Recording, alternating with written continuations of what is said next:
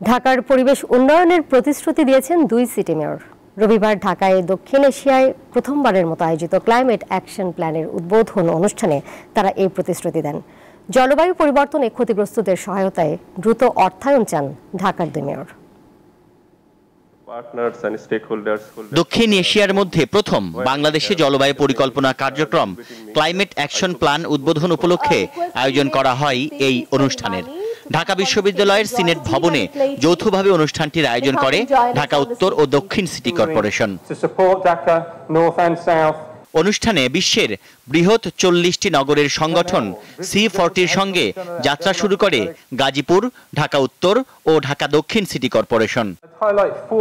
রাজধানীর দুই মেয়র আশা প্রকাশ করেন 2050 সালের মধ্যে কার্বন নিঃসরণ শূন্যে নামিয়ে আনতে কাজ করবে ঢাকা।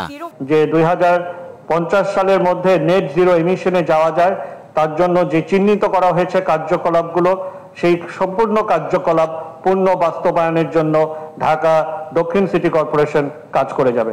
আজকে খরা, আজকে বন্যা, এগুলো কাদের জন্য হয়েছে? এগুলো হয়েছে বিশ্বের উন্নত দেশগুলোর জন্য। তাদেরকে এগিয়ে আসতে হবে এই ক্লাইমেট ফান্ডের জন্য। উন্নত দেশগুলা শুধু কথাই বলে, আমাদেরকে এখন পর্যন্ত সেই ধরনের কোনো ফান্ড দেয় নাই।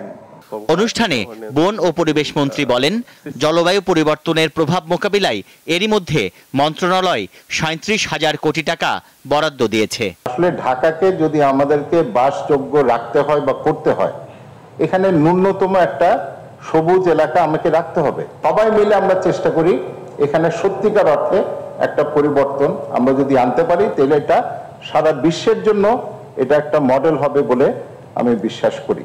সব উন্নয়ন সহযোগীকে একটা মঞ্চে নিয়ে আসা, এটা কিন্তু আগে হয়নি, এবং আমরা এখন যেটা করছি যে এই মন্ত্রণালয় থেকে আমরা কিন্তু সমন্বয়টাই করছি।